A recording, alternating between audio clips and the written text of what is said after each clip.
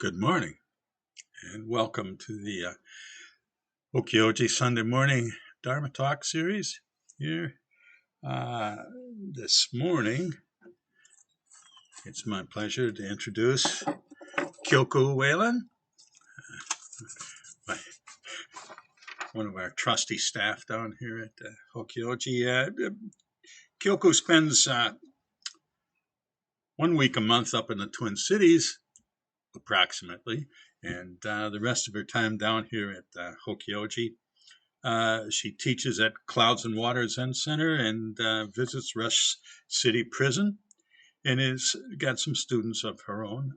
She was ordained by Byakuren Judith Ragir in 2008 and received Dharma transmission in 2015.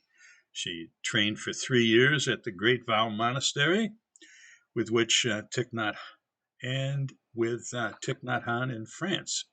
She worked as a business consultant and financial executive in corporate America until she discovered the Buddha way and retired to take it up full time. So, Kyoko, welcome. Thank you so much for that introduction. Sometimes I lose track of how accomplished and wonderful I am, so it's very nice to be reminded. There you go. All right. Well, I want to start out with gratitude. So I'm going to read this so I get it exactly the way I would like to put it out into the universe. So, with gratitude to all those who, throughout time, have contributed to our arrival in this moment, including our spiritual ancestors, our immigrant ancestors, and our indigenous ancestors, and also our current benefactors who support Hokyoji's physical home and its practice community. We are Hokyoji right here, and we really appreciate the many, many kinds of ways in which we're supported by this community. I'd also like to recognize the ancient twisted karma of anger, deceit, killing, torture, theft, and abuse, for which our ancestors and now we, as their descendants, are responsible. I wish that we might take the responsibility for purifying that karma and its fruit, and for planting wholesome seeds so that all beings may be free from suffering. I'd like to give some thanks to people that are contributing to this talk, which I'm calling Don't Think, See.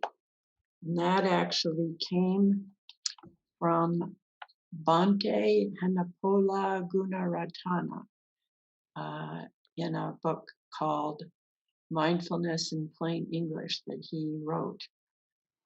And I saw this phrase of his, this teaching of his, don't think, see, in a daily reflection book that gives an inspirational something or other each day.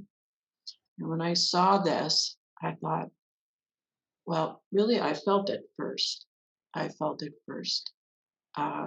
There was a kind of thunk.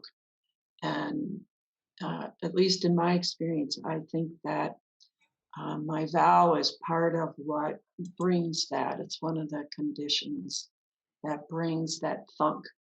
So I thought about it and I thought, I really love to think.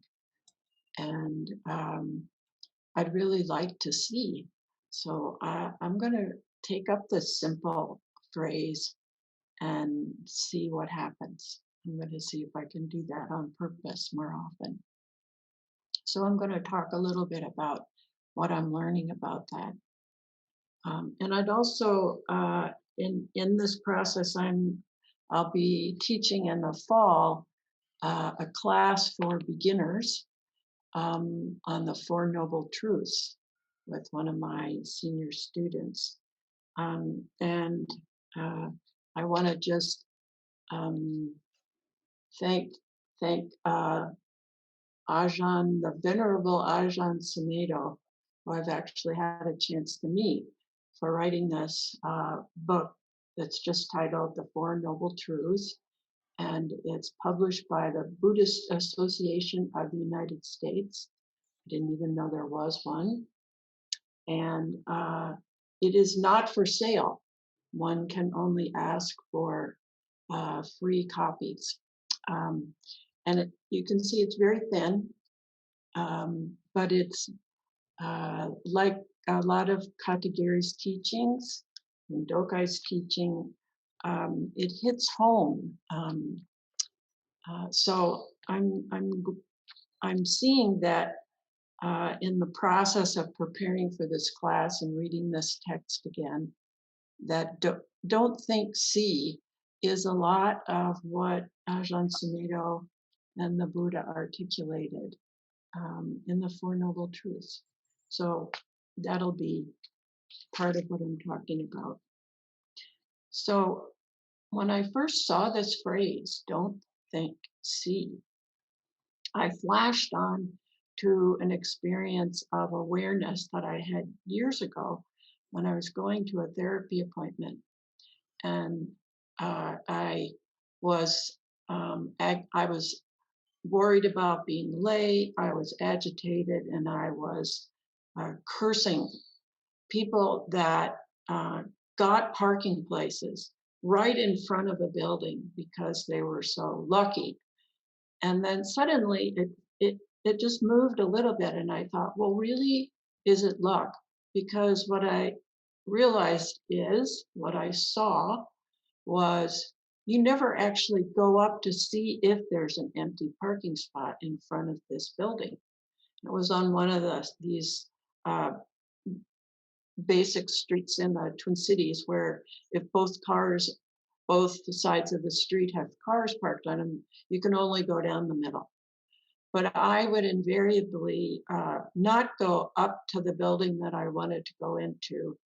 I would just be frustrated and unhappy about the fact that there would not be a parking place up there. So I would, and I realized, I thought, wow, I'm really avoiding the disappointment of the possibility. I'm really restricting my choices by this view that I have. And not only that, it's causing me great unhappiness. And yet I seem to have developed this pattern of not, seeing that what's the worst that could happen? I'd have to go around the block again. But of course, since I was a little bit late, I had these fears. And I just thought, this is exactly what the difference is between don't think, but actually seeing for myself. Being in this life with whatever is happening and seeing, just seeing without all the story. Can I do that? At the time, I just thanked Myo Habermas Shirt, who was one of the people I was mad at that day, because she just kind of goes, all right, parking place, we need a parking place, when she's driving. And then miraculously, parking places appeared. So I experimented with it, and I did not really study it in depth, which is what the Buddha taught us we needed to do. I didn't do a scientific experiment and collect evidence, but it was quite clear that at least 50-50, I would get a parking place in front of or very near to where I wanted to go. So this is something that I've now, years later, I've stumbled on this wonderful phrase and have been practicing with it. And it just, I guess, finding out a couple of things. Mostly that there's a lot of non-seeing that goes on, and that it's actually possible to be seeing all the time, which doesn't exclude thinking. It just includes seeing the thinking too. Um, and so let me just kind of go through what Ajahn Sumedho says about this. He has wonderful, wonderful stories. Um, and he's very realistic about it. But he starts out by saying, we all suffer. We all suffer. So that's really the seeing of metta practice more than anything else in my life. So I can think, uh, may all beings be free from suffering. But when I really look carefully, and I've had a lot of opportunity to do that lately. I have a friend who's in the third phase, the third time around for the reoccurrence of ovarian cancer. I have knowledge of someone whose 12-year-old son died and who is deeply grieving. I have the death and grieving of the relatives of an old boyfriend. I have another friend who went from riding a bike to a series of events that have led to her moving into an assisted living home. And so as I take in, I just see how that is, how that's perfectly possible for me.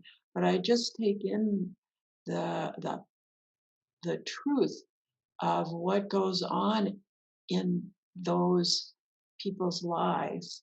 I realize it's very important to see that suffering, because when I see that suffering, and it's true for animals and plants too, then something melts away. Something melts away. The aversion, the separation, the loneliness.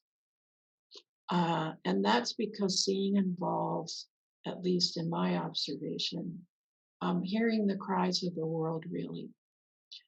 It particularly has come up for me in the process of addressing the dismantling of whiteness, is one way of putting it, but just the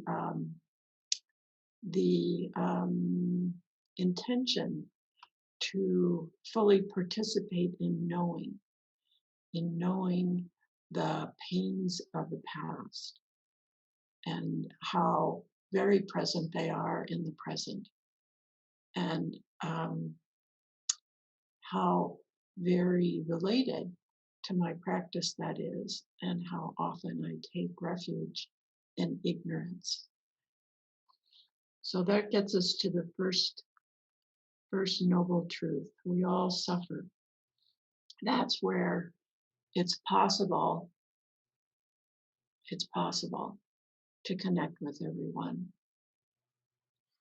to really see that, to know it in our bodies. So Ajahn Sumedho, in his introduction of the Four Noble Truths, he talks about the format, which is first of three insights for each of the Four Noble Truths. And the first one, that insight is, there is suffering. So it takes us quite a bit of climbing, I think, to just get to there is suffering. And he does a marvelous job. He's got a great sense of humor. So here's how he talks about it.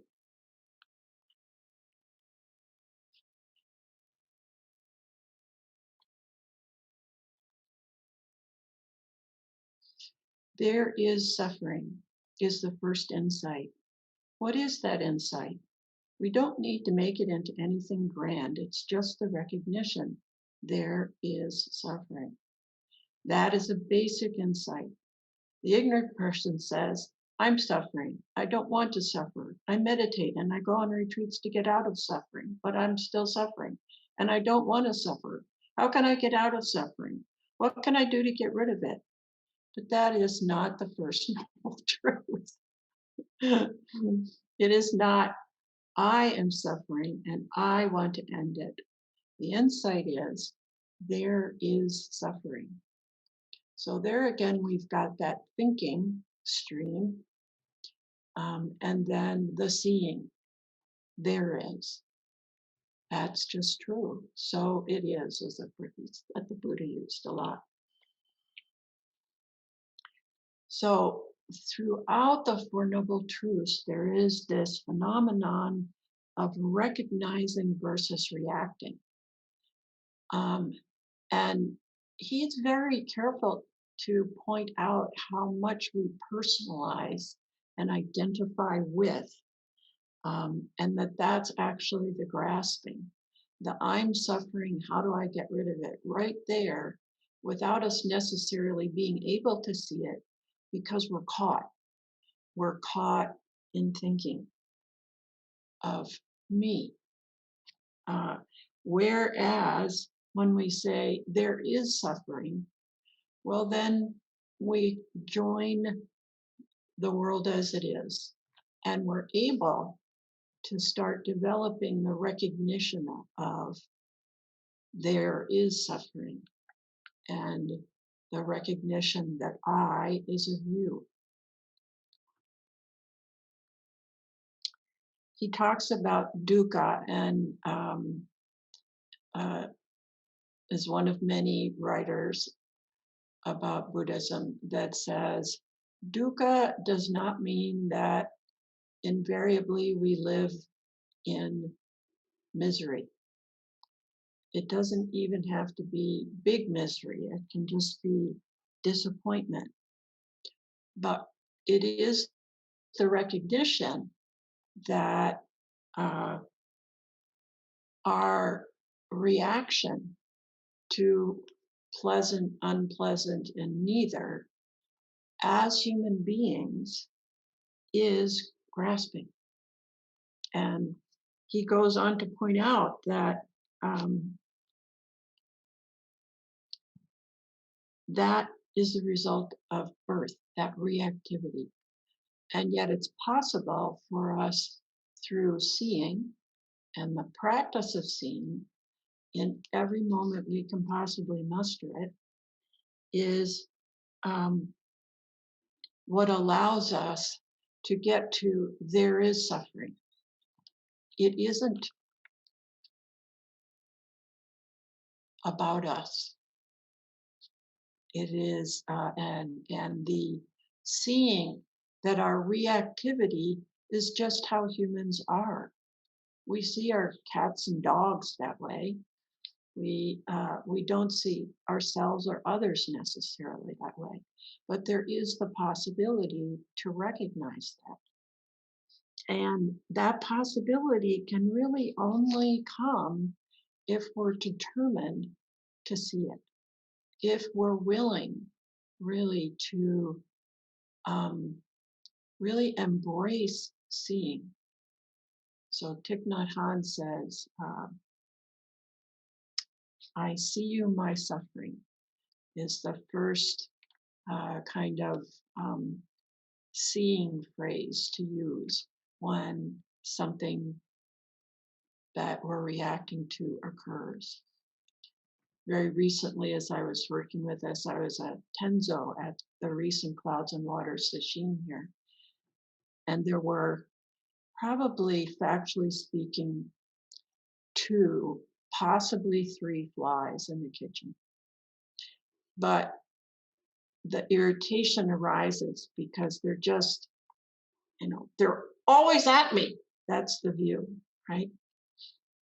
And all of a sudden, in a moment where I wasn't focused on all the things I was trying to get done in whatever time I was trying to get them done, I had a towel on my shoulder, and I just found myself going whack, and I got the fly and the satisfaction. So there's that um, moment of seeing what I'm doing and uh, feeling it, feeling the feelings that go with that. So seeing the satisfaction and just letting it be out of the blue. My reactive human saw a fly, intended to, and succeeded in killing it. There it is. There it is. That's grasping. I don't like it. To satisfaction, kill it. That is what humans in a reactive mode are good at. That is the most likely response, or a very common response. And seeing that is really the insight of there is suffering. There is suffering.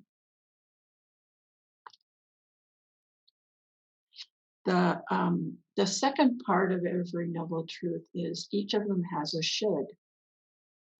So there is suffering. And in the case of the first noble truth, is it should be understood. And Ajahn Sumedho talks about the word understanding, so standing under. And he talks about this, observing, witnessing. For me, it is really being willing to look at.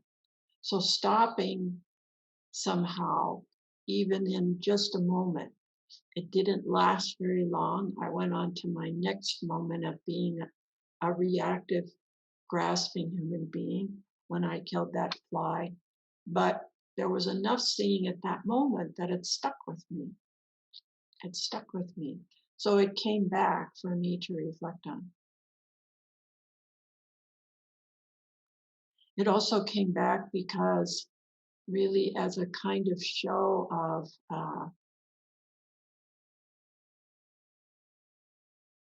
pride. I killed another fly on another day in reaction to somebody else's reaction to the fly. And there was some show off in it. And that again was something I realized. I saw it in the moment. I saw it in the moment.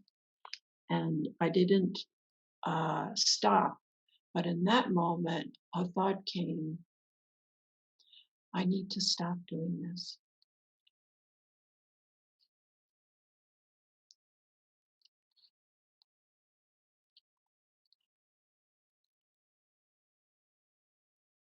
So this,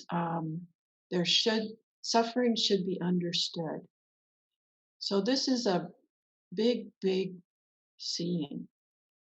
This is being willing to see and really accept, really hold the moment, really embrace it, and let it be as true as it is, without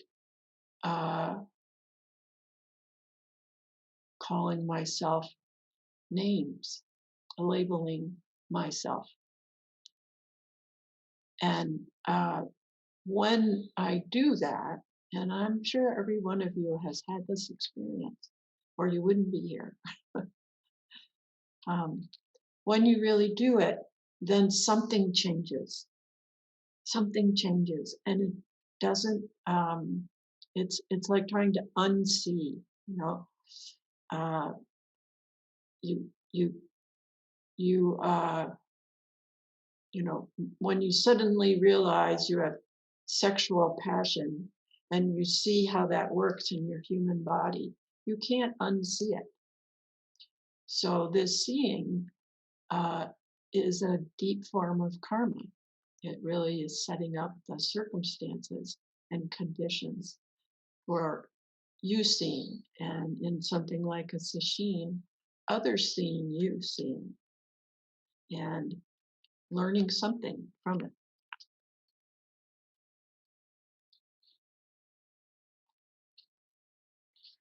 I don't have very much time left, so let me keep going.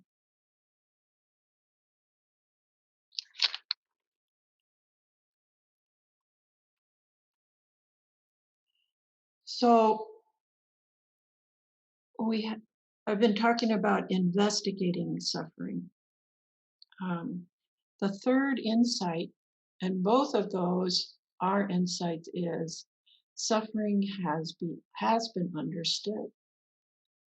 And I tend to think of that as, okay, I finally crossed the border into enlightenment, which is a sure sign of suffering and grasping.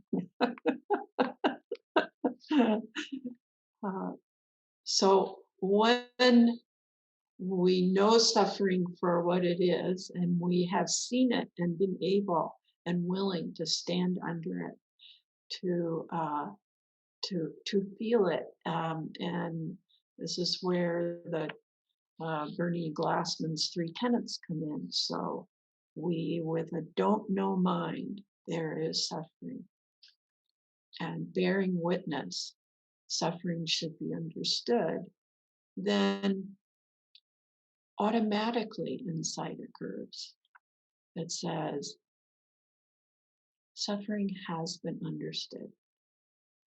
So Ajahn Sumedho tells a well-known story of at the monastery of Ajahn Chah, who was his teacher in the Thai forest tradition. One day there was a group that visited, and the group was of young female nurses. And after they had come and gone, Ajahn Chah, I think with a twinkle in his eye, said to Ajahn Sumedho, "So, how was that?" And Ajahn Sumedho said, "I like, but I don't want." And that to me is a lovely illustration of suffering has been understood.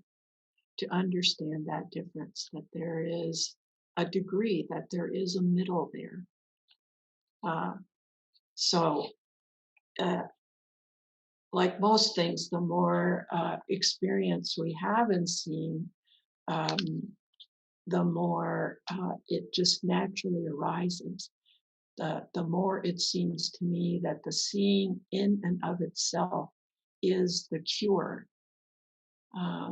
There's a phrase I love from Dogen's Eihei Karoku, not Eihei Kotsu Hotsu Gunman, which is his great vow. And near the very end, there's a phrase that says, "Quietly explore the farthest reaches of these causes and conditions, as this is the exact transmission of a verified Buddha." So that's what we're talking about when we say see. Revealing and disclosing one's lack of faith and practice. The power of this revelation melts away the roots of transgression. So in the context of seeing and embracing and standing under, that is that neutrality, the simple recognition of how grasping and suffering work every time, consistently. And it's not that we don't forget it. It's not that we have it for more than a minute, a moment. But the moments add up. So, um, Ajahn Sumedho talks about, he uses a wonderful phrase. He says, um, we don't have to wait until somebody is pulling our fingernails out to be able to practice with pain and suffering. Pain is something that usually comes up. That's like, why does this have to be in the world? During the clouds session, one of the students in the audience of the talk that Dokai was giving asked the question, why do I have to feel it in every cell in my body?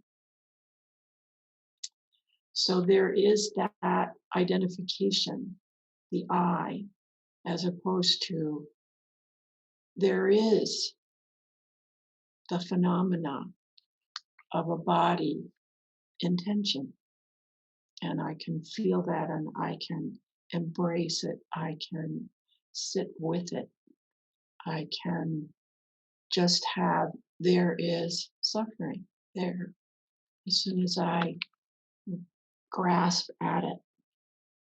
So he talks about working with various things, this thinking, this idea that what he says is as long as you think you're suffering because of another person, you have not understood the First Noble Truth, even if that person is pulling out your fingernails in reality. And we have those circumstances.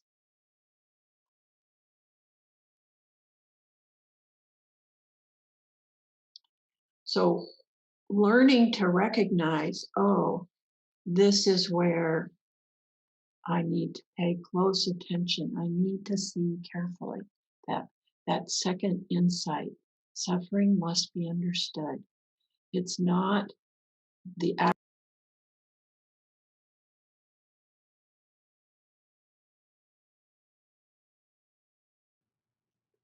But you're muted. keyboard. Oh, so what he points out is, as long as we are thinking even the fingernail puller outer is the cause of our suffering, then we haven't really understood the First Noble Truth. There is a grasping. There shouldn't be this happening. There shouldn't be this happening. That is our reaction. I don't deserve this. This shouldn't exist in the world. Nobody should have to undergo this. And yet, it is happening. It continues to happen. Human beings react in this way. So it is that equanimity, really, that he's urging us to develop with our small things when nobody's pulling out our fingernails. But we can start with every time we feel ignored, slighted, offended, annoyed, irritated, to say nothing of full of rage or full of grief. Then he talks about working with pleasure and displeasure. And particularly, I think it's important for a lot of us, certainly it is for me, to recognize the dangers of pleasure. So he can say, has being able to follow our own impulses made us happy? We can ask ourselves that question and take that up as an object of seeing.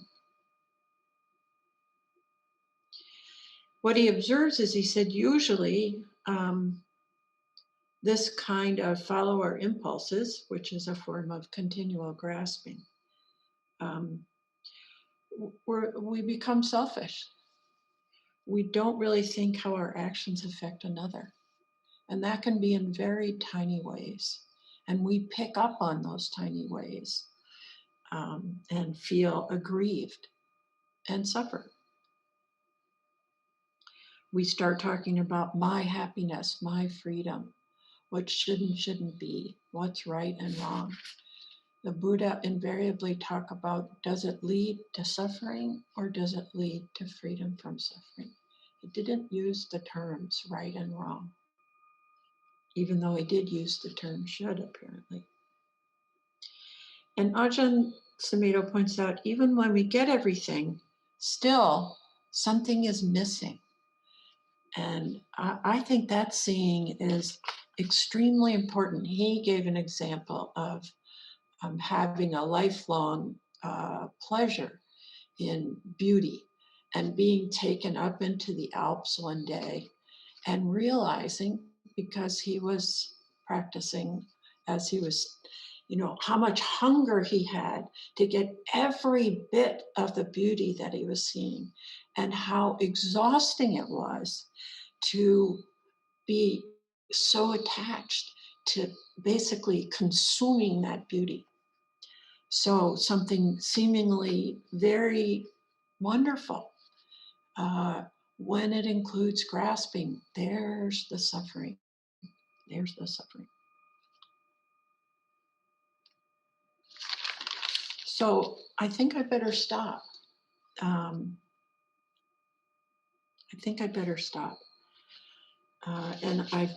before I do, I just want to thank you for listening to my saga.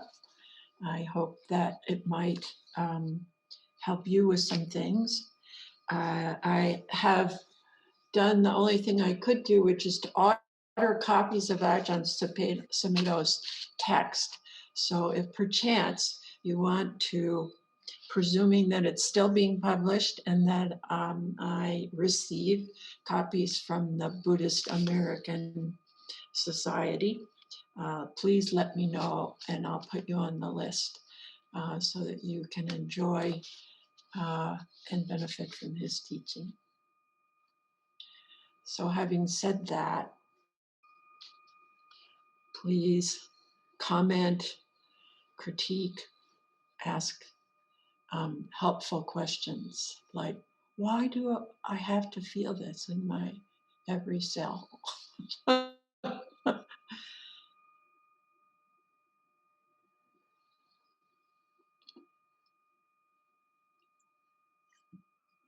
Well, Kyoku, thanks for that talk. Maybe you would comment about the first and second arrows. So old age, sickness, and death, they're the first arrows. They're unavoidable. But then the second arrows are the ones that we usually are good at. So if you have something to say about that, I'd appreciate it.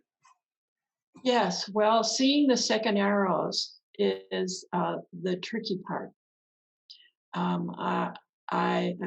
So the first arrow, I think most people here are familiar with this, but I'll repeat it, which is the first arrow is that my friend gets the third round of ovarian cancer. I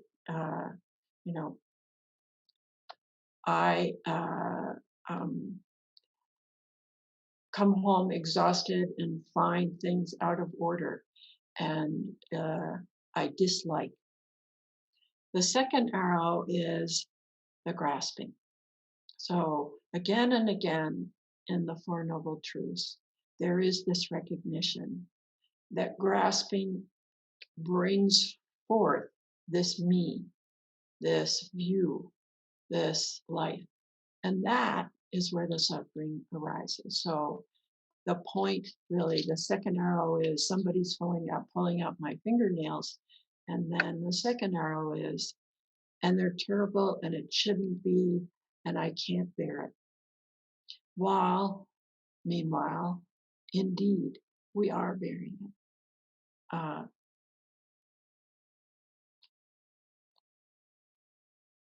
So it takes, I had an experience coming back from the first round of shopping for the sesshin, and I didn't get home until like 7 or so. And I came into the kitchen that had been just left that morning by a previous group. And as I went to put things away, nothing was where it should be.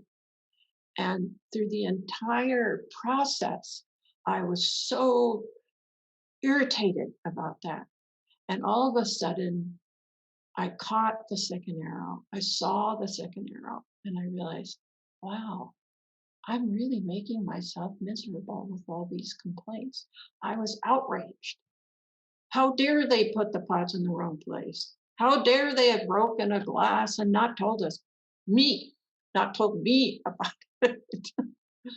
So really gratitude for the second arrows that hit home, because that's the best opportunity we have to actually become enlightened, is to get hit by those second arrows again and again until we realize we're shooting them. I saw Tim waving arms. I think that might have meant he wanted to say something, but only after a meeting. Yes. Well, I was mostly waving my arms because I thought Carl was about to end things. So, but he actually had a question. So, and thank you for the question, Carl. I've never heard of the two arrows. I just like the imagery. I will have to read more about them.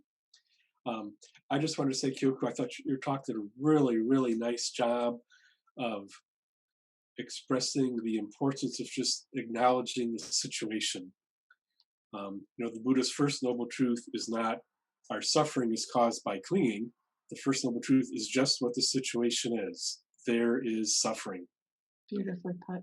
Yeah. I think so many times in society, the acknowledgement is kind of skipped. So when racism is talked about, what's the solution? Whose fault is it? Well, that's a bad solution.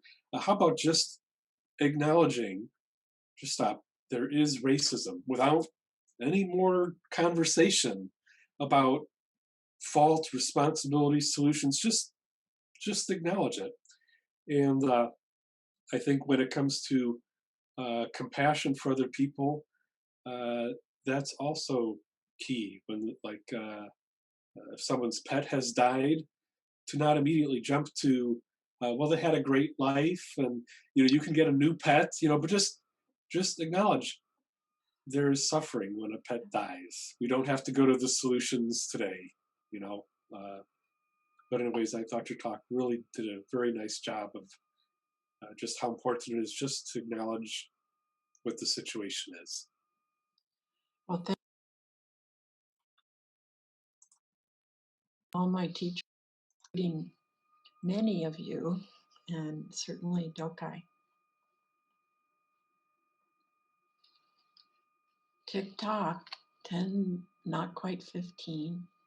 Anybody else want to say something or ask something? I have one other comment, seeing as how my talk last week was on Lost in Translation. And you were talking about Ajahn Sumedho translating the truth as it should be. He's got this demonstrative term in there. The translation that I've heard that I'm more comfortable with is that suffering is to be understood. It's part of the training. And it's right. not. It doesn't have an I in it so much. Right. Yeah. It's just that suffering is to be understood and grasping is to be understood. But I prefer it without the should. And I think maybe that was your, anyway, that's all I've got. Anyone else? All right. Dokai. Well, speaking of someone pulling your fingernails out, brought back a memory for me when I was 12 years old. I had trouble with one of my toes, my big toes, with ingrown toenails. And my doctor worked with a partner.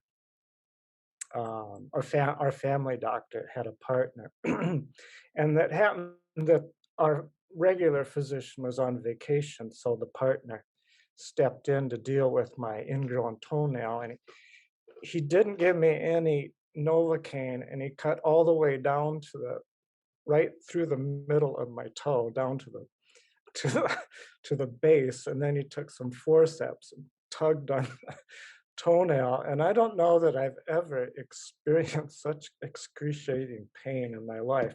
And while I wasn't mad at the doctor, my mother sure was. She was just steaming, ready to slug the guy, but for not giving me any Novocaine. But anyway, so I'm just saying, if that were to actually happen because someone was trying to have fun with me, it would be very, very difficult for me to kind of not see this as being caused by someone else. So anyway, it just brought back a memory from my childhood. So Well, one of the things I appreciate about Ajahn Sumedho is he says, it's not like there isn't pain. It's not like there isn't grasping. It is this essentially an attitude or kind of a volition, which is attached to karma, of course, of allowing what is. I love the Buddhist phrase, so it is. So, yes, displeasure will definitely arise, and pleasure will definitely arise, and screaming is allowed and will arise. It's where do we go with that? Do we? So that helps me because I think lots of people struggle with, well, okay, the world involves all this bad stuff, and okay, yeah, there's good stuff too. But why? And really, how am I supposed to put up with this? And there's no, well, I guess there is a simple answer. And probably the simple answer is because it already happened, because you already did put up with it. But how you go about that makes all the difference. Yeah, I hope nobody ever pulls out my fingernails. But my observation of human history gives me a good motivation to try to prepare as best I can. Will Holcomb, did you have something you wanted to say? Um, yeah, thank you. And thank you for this very helpful talk. The third noble truth, Nirodha, the extinction of that's oftentimes viewed as the extinction of suffering, but it's the extinction of craving,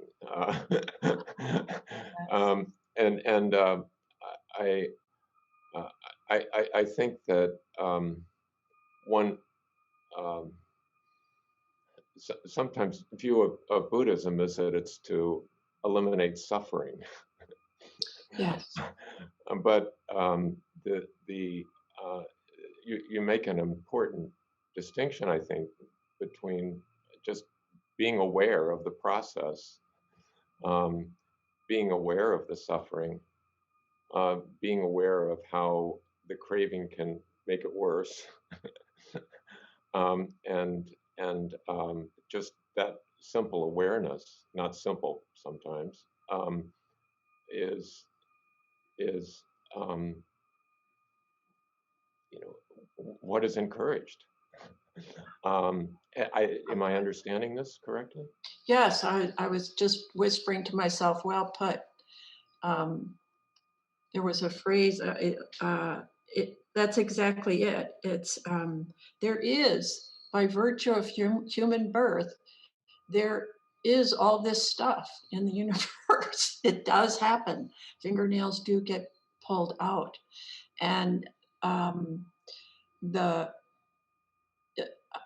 it's very hard to refrain from saying, well, what is enlightenment then? What is the non-suffering part? Can we hear more about that? I haven't reviewed that chapter in depth, but I'm counting on it to help me out in my practice. I think with the seeing versus the thinking is to say, to really invite in situations and say, well, is that true? I remember coming out of my mother's hospital room after she'd had a car accident. And hearing myself say, I can't bear this. And then almost simultaneously, there was another question, which is that 100% true? You muted yourself again. So I stopped in place and asked myself, well, is it really true that I can't bear it? And then I said, well, let's see what happens if I take an in-breath right now. And then I'll try an out-breath. And it's like, no, it's not true. It's just hard. It's just hard. So that, I think, is why equanimity is the fourth divine abode. It's the one that by really embracing the first three, which is part of the process of seeing, then equanimity kind of naturally arises, simply because it is. It is. So I was listening with enthusiasm and wanting to take notes on what you said, because these distinctions are very subtle. One of the first things the Buddha said was, no, I don't think I'm going to teach this because it's very subtle and pretty much nobody's going to really understand it. And whatever the energy or personification of the universe saying, really, take a look out there. There are some people that can get this. There are some. And so that was when he said, okay, I'll do it.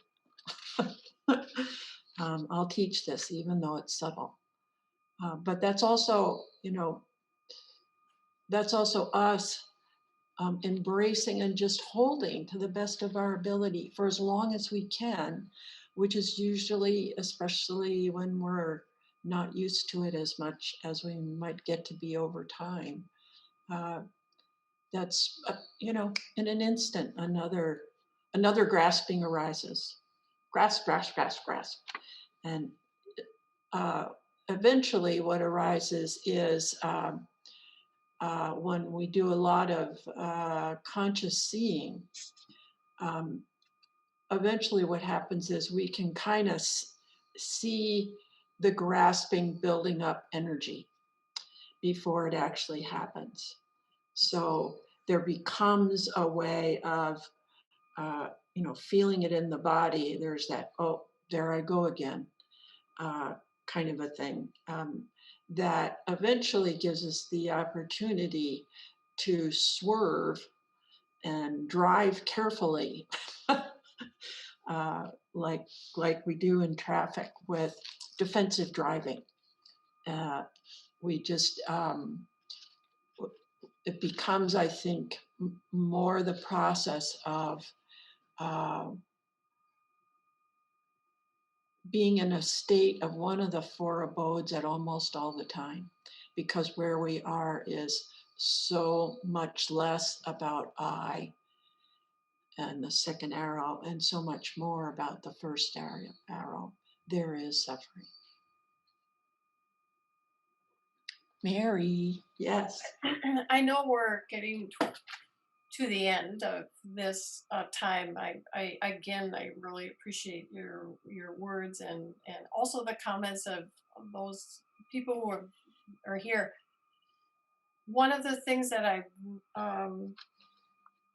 often hear in Buddhist teachings, being a new student, is the suffering of illness and sickness and impending death and these really big events, having cancer. A friend has Alzheimer's and all of that. It's just this big, heavy stuff. And what I feel I have done in the past and other people kind of have done kind of to me, or how it's impacted me when I have been suffering, is that they've assigned what they're going through to me, or I have assigned what I'm feeling and reacting to them. Oh wow, you have cancer. That must be terrible. Oh, I'm so sorry you have to go through all those radiation treatments. And so now I'm just, I guess that's projection, right? Western psychology. But it's something that comes up in Buddhism a lot, that suffering is this, and it's this big stuff. And I really appreciate it when we're talking about the little stuff, the irritation, and the just getting mad at the stoplight. And then also I've learned from others and for myself, something that somebody feels as suffering is not suffering to another person. That's all I have to say. Yes, yes. Thank you very much for bringing up that point, because empathy is different from sympathy, and a whole host of other things. There's a whole page in the Nonviolent Communication book that talks about what isn't empathy. And all of them tend to have much more connection to an I. Our sense of I is subtle, deep, and not easy to see all the time. So I still remember a colleague of mine who got pancreatic cancer, and at his funeral, his wife read out a communication that he asked her to read at his funeral. And he said, "For all of you that didn't visit, I forgive you." And he understood how uncomfortable it was for people to just come and, well, what can I do? All the feelings, and those are I feelings. So You're muted again, Kyoku. we need to allow ourselves to just be as we are, that uncomfortableness. And it is uncomfortable. I was thinking when you started talking, I thought, Mary knows a lot about suffering because you've had to be witness to it. And you've had to take care of it as part of your profession. So thank you. Thank you for bringing that out. These things always sound so impossible in a way. It's kind of like, well, okay, I'll give it that's my reaction. It's like, okay, I'm giving it my best shot. And I don't know that that's actually true. That's what I just want to have be true. And that's when I'm identifying with my feelings, maybe of shame or discomfort or whatever. And when I just, I've really seen this with my friend that has ovarian cancer. I just call her up. Not all the time, not every day, and just say, how is it today? What's been happening? How is it? And I learn from what she says about just the simple process of having expectations, having hopes, and then finding out, no, there's going to be pain here this night, and moving through that, and not avoiding the discomfort, not trying to not know the pain, but not completely succeeding in just bearing it. It's like just bearing takes a huge amount of strength. I think it's time to cut me off. Yeah, well, thank you, Kyoku, for your talk, and thank you to everybody for showing up and taking part here.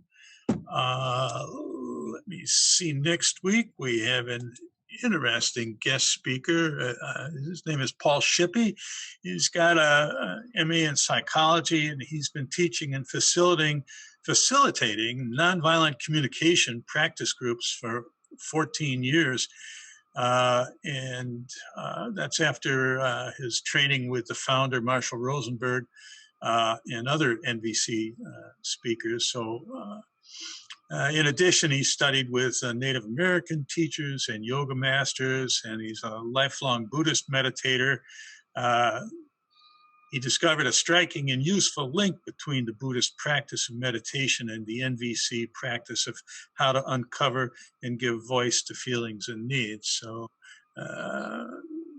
please tune in next week and see what Paul has to say. Thank you very much. As always, it's your generosity that sustains Hokyoji's facilities, and we couldn't do this without you. And please consider making a donation online. In the chat box, there's an easy link there if you wanted to take part. And, please invite people that you know who might be interested in attending our talks. We'll close with the 4 vows, and that text should be in the chat group, if you, chat space, if you need it. And so, beings are numberless. We vow to free them. Delusions are inexhaustible. We vow to end them. Dharma gates are boundless. We vow to enter them. The Buddha way is unsurpassable. We vow to realize it. Thank you so much. Good to see you, Terry and Sue and Frank and Carol and Aaron and Ryushin. Thanks for coming. Yeah. Thank you. Bye. Bye, everybody. Bye-bye.